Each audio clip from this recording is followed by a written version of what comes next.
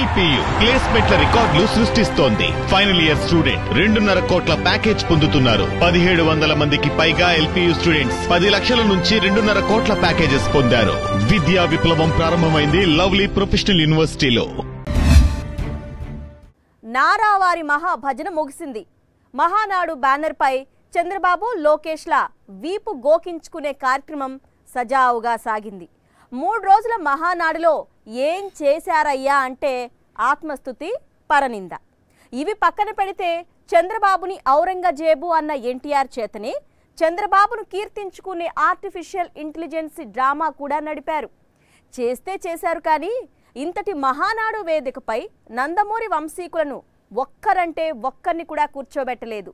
చివరకు ఎన్టీఆర్కు భారతరత్న ఇవ్వండయ్యా అంటూ మొక్కుబడి తీర్మానం కూడా ఇవ్వలేదు. తాను తన తర్వాత తన ముద్దుల కొడుకు లోకేష్ తెలుగుదేశానికి రక్షకులమన్న భ్రమను విశ్వవ్యాప్తం చేసేందుకు చంద్రబాబు నాయుడు అండ్ కో పడరాని పాటలు పడ్డారు.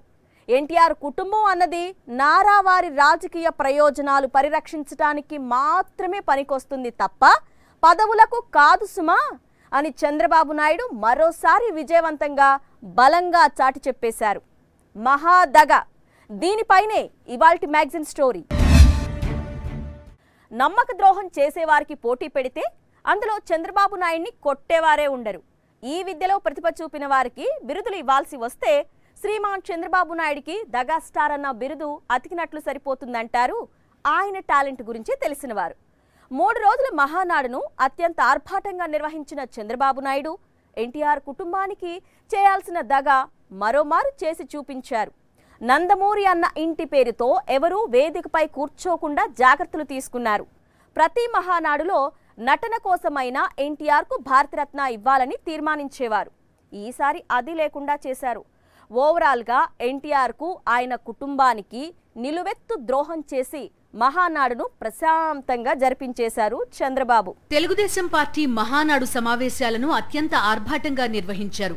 తన రాజకీయ వారసుడు నారా లోకేష్ ను బలంగా ప్రొజెక్ట్ చేసుకోవడానికి మహానాడును వేదికగా వాడుకున్నారు చంద్రబాబు.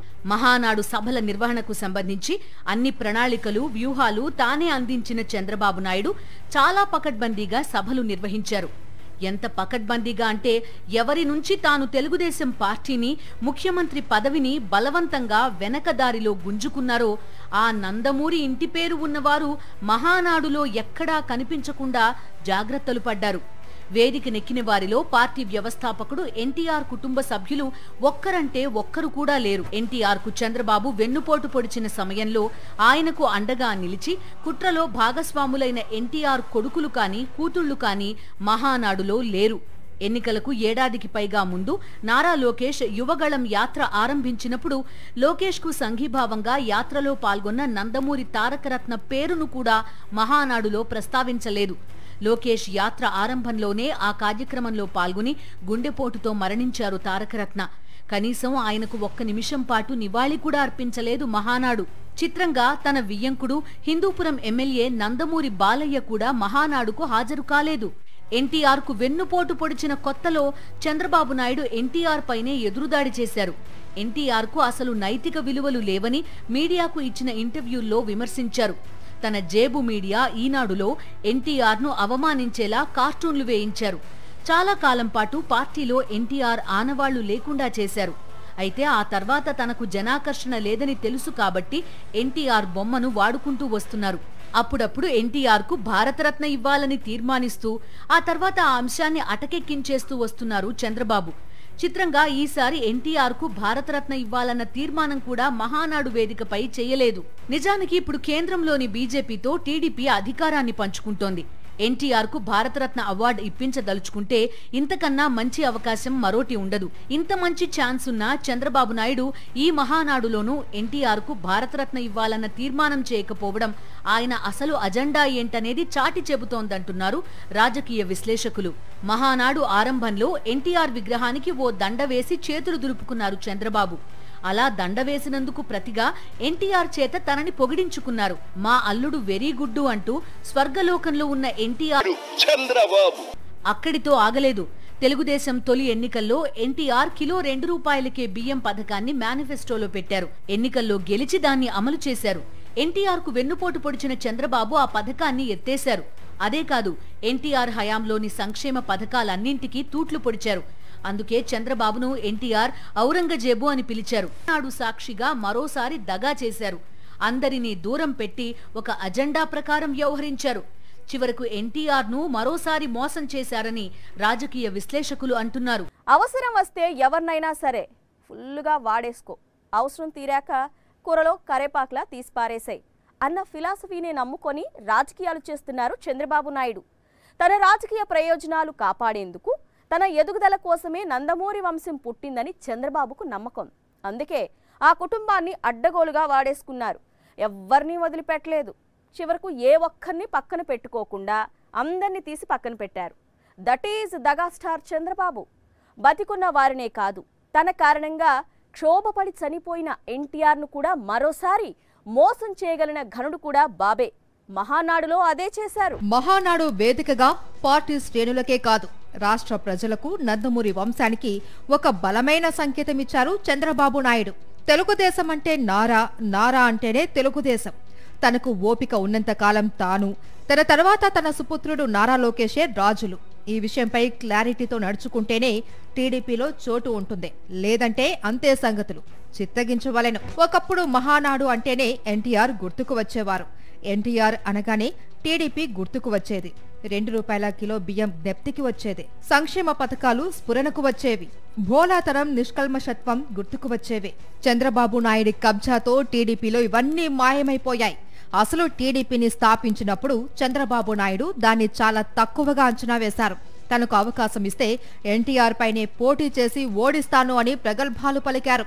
అయితే ఎన్టీఆర్ కు ఉన్న జనాదరణ, చంద్రబాబు బలహీనతలు తెలిసిన కాంగ్రెస్ హైకమాండ్ అంతటి సాహసానికి రెడీ కాలేకపోయింది. ఎన్నికల్లో ఓడిపోగానే కాంగ్రెస్ కు గుడ్ బై చెప్పిన చంద్రబాబు అమాంతం రాత్రికి రాత్రే గోడ దూకి టీడీపీలో చేరిపోయారు. ఉన్న పలానా ఎన్టీఆర్ కాళ్ల మీద పడిపోయారు. ఎన్నో అద్భుత చిత్రాల్లో గొప్పగా నటించిన ఎన్టీఆర్ కూడా చంద్రబాబు నటనా కౌశలానికి ఫిదా అయిపోయారు. ఆయన తేరుకునే లోపే చంద్రబాబు టీడీపీలో చేరిపోయారు.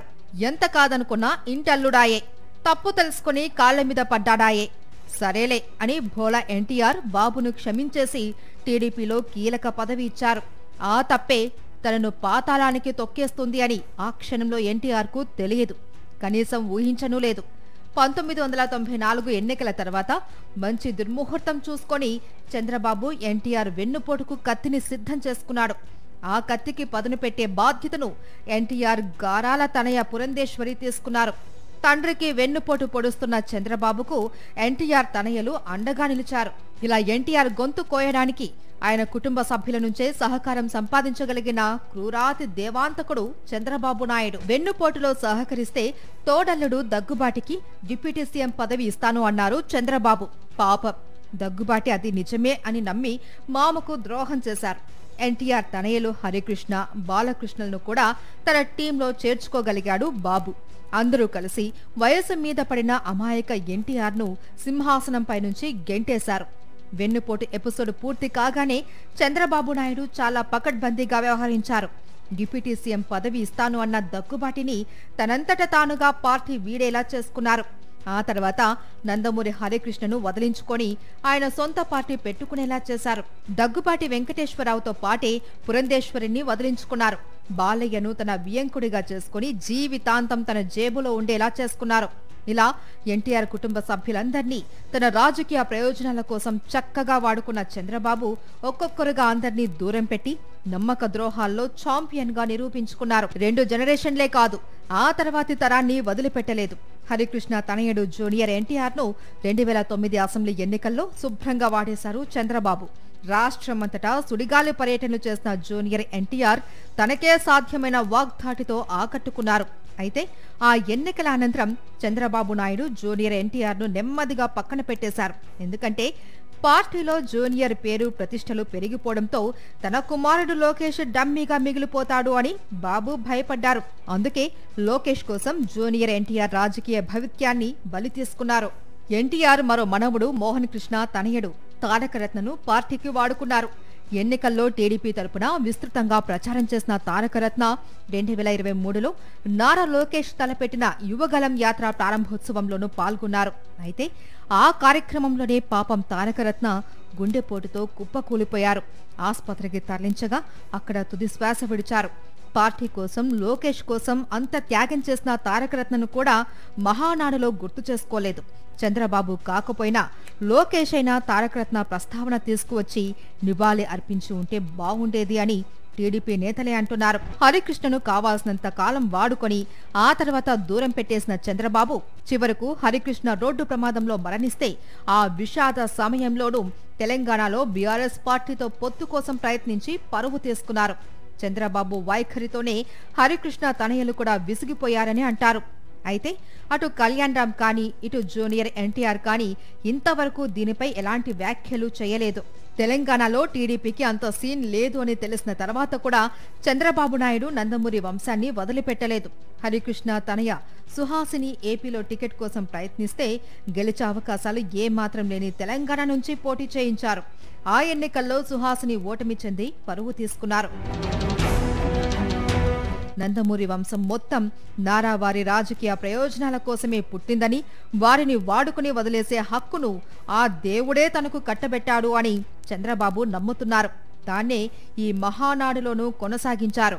నందమూరి వంశం మొత్తానికి ఒకేసారి హోల్సేల్ తన ఫ్యామిలీ ప్యాక్లా మహాదగాను కానుకగా ఇచ్చారు